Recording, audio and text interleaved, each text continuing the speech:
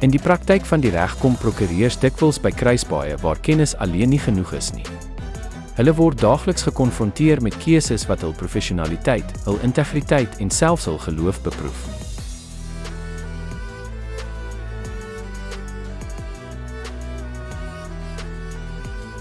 As regsverteenwoordigers is hulle gebind aan die kode van professionele etiek en die plig om altyd eerlik, regverdig en met respek vir die hof en kliënt op te tree. Maar wat gebeur wanneer 'n kliënt verwag dat feite verdraai moet word om 'n saak te wen? 'n Prokureur se etiese verpligting vereis dan om vas te staan, selfs al kos dit 'n kliënt of 'n saak.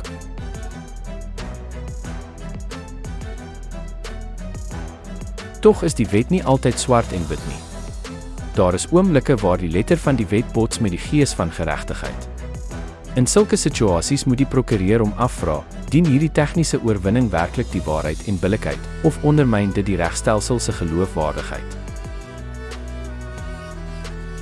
En dan is daar dieper lae, die morele en geloofsbeginsels wat elke prokureur as mens dra. Vir sommige beteken dit om sekere sake eenvoudig nie aan te neem nie, omdat dit hul gewete of geloofswaarde sou skend. Hierdie spanning tussen beroepsplig en persoonlike oortuiging vra moed en wysheid, en soms opoffering. Wanneer etiek, reg en geloof bots, is daar selde maklike antwoorde. Maar die ware toets lê in deursigtigheid, in die raadpleging van mentors en kollegas, en in die bereidwilligheid om keuses te maak wat jy as prokureur en as mens kan dra.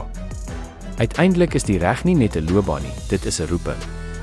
En die samelewing meet 'n prokureur se waarde nie net aan die sake wat gewen word nie, maar aan die integriteit waarmee hy of sy die reg dien.